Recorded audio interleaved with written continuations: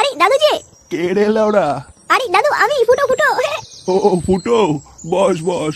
আরে সে নাই বসবো না, আগে একটা বিড়ি দাও, তোমার বিড়ি খেয়ে নি। সকাল থেকে বিড়ি খুঁজে বেড়েছি, মানছি বিড়ি খুঁজে পাচ্ছি না। কেন রে শেগো, কাল রাতে যে বিড়ি এক প্যাকেট কিনলি? আর বলো না, বিড়ি সব শেষ হয়ে গেছে।